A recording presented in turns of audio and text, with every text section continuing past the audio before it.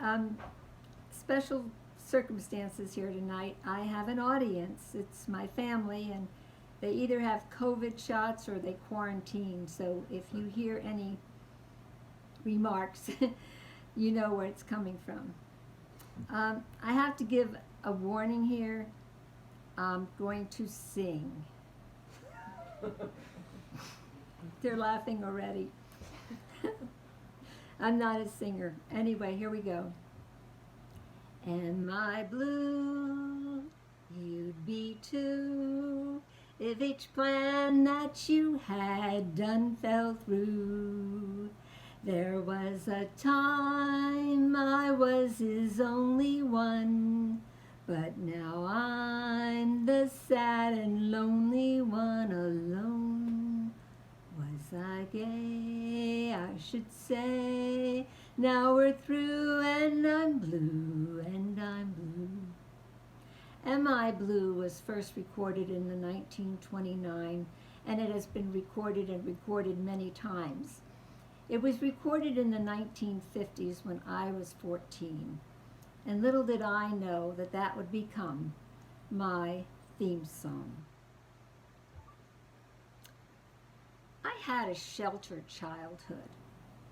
My house was right across the street from my school and my church, and on the other side of my school was a 3-lane highway I wasn't allowed to cross until I was about 12, and then only in the daylight.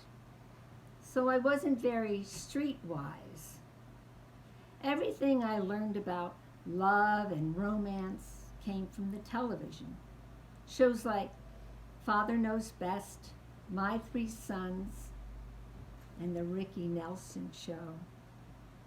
In those shows, when a girl had a date, this is what happened. The boy drew up in his car and he came to the door. He had a sports shirt and pants on, hair combed. The door was always answered by the father, who shook hands with him. And then he would call up the steps to Peggy, Patsy, Penny. She always had a perky name. And then she would come down the staircase. Now, she wore her hair in one of two ways. Either lots of waves with a barrette, or a perky ponytail right on top of her head with maybe a bow. She didn't wear a lot of makeup, maybe a little lipstick called Pretty in Pink. Then she either wore a sweater set or a white blouse with a circle pin. Her skirt would either be a poodle skirt or a straight skirt with a kick pleat. For shoes, she either wore saddle shoes or loafers or what we used to call flats. She and the boy would leave. They'd go down to the jalopy. He'd hold the door for her. They'd drive to the movies, and they'd sit and watch the movie. And maybe the boy would reach around the girl's neck with his arm and put it on her shoulder. That was so romantic. But if the hand started to move, the girl would reach away, because that was not allowed. After the movie, they'd go for a hamburger and a milkshake. One milkshake with 2 straws. Oh, I just couldn't wait.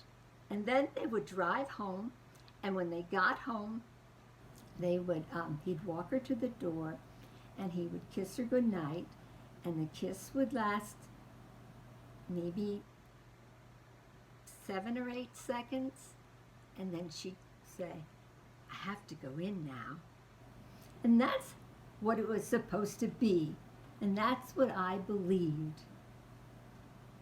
Well, when I was in the 7th and 8th grade, my girlfriends and I found out that the public school was holding dances for grades 7 and 8, from 7 to 9, and it cost a quarter. My girlfriends and I were over the moon. We just couldn't wait to get there. We were stuck in private school where we had to look at the same 20 boys from 1st grade to 8th grade. Now we could go to dances. We showed up at our first dance, and it was kind of disappointed because The boys, the public school boys, had to walk across the gym because all the girls were on one side and the boys were on the other.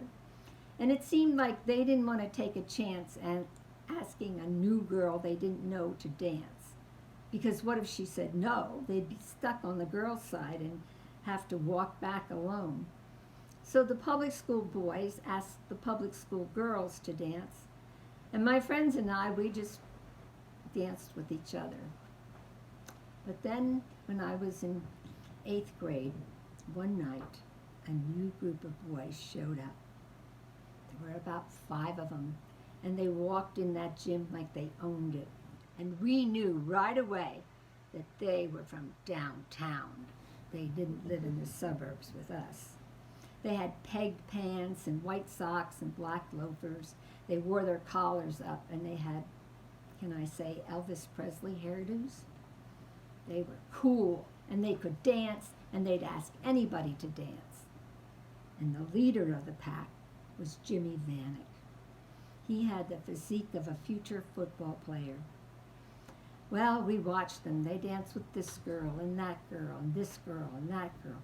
And finally, Jimmy came over and asked me to dance.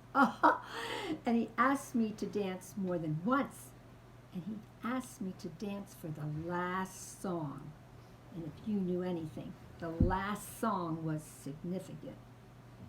I walked out of that gym on a cloud. I had a boyfriend. I didn't know his last name. I didn't know his telephone. I had a boyfriend.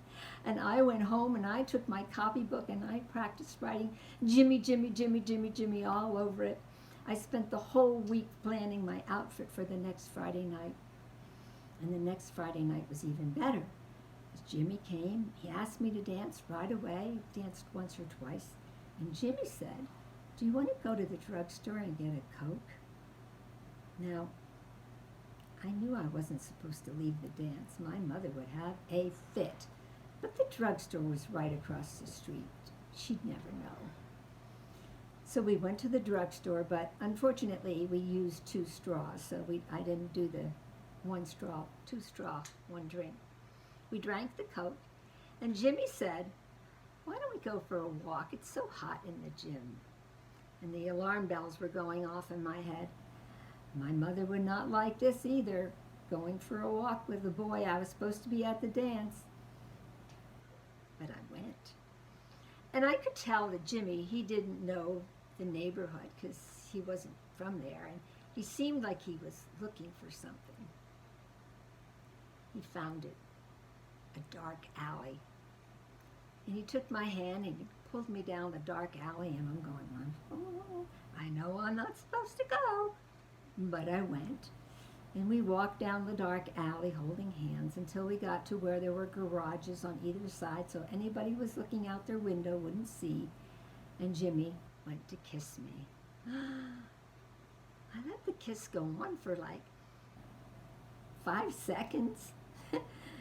just like I knew.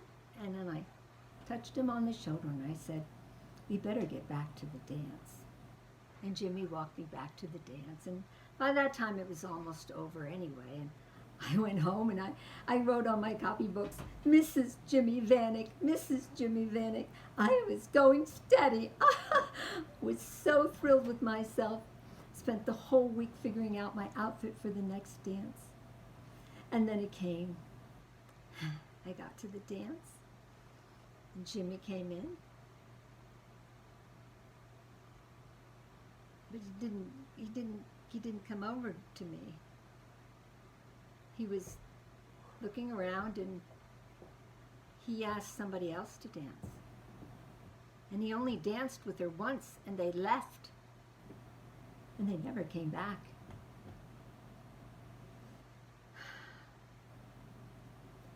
The following week, the same thing happened. Jimmy went to that girl and they left and they never came back. And that's when I knew. I knew. You see, I knew that girl. Her name was Charlotte. And back in the day, it was a thing. Like, if you had a child who was hard to manage, who didn't listen and was a little bit wild, What you did was you sent her to Catholic school. She didn't even have to be Catholic. You just wanted those nuns to straighten her out. Well, the nuns weren't having any luck with Charlotte. No. Charlotte didn't wear her hair wavy or in a ponytail. She wore it messy and it came down over one eye. She wore lots of makeup. Her lipstick wasn't pretty and pink, it was fire engine red. And her sweater set was too tight and her skirt was too short. And you want to know the worst part? She was in 7th grade and I was in 8th. And that's how I learned how it is.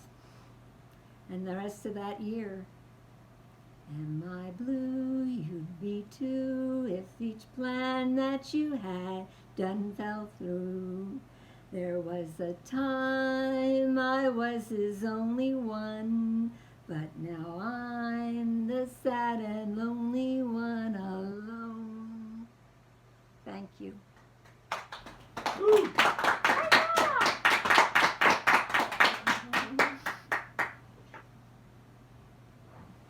Thank you, Betty Ann, for that wonderful story.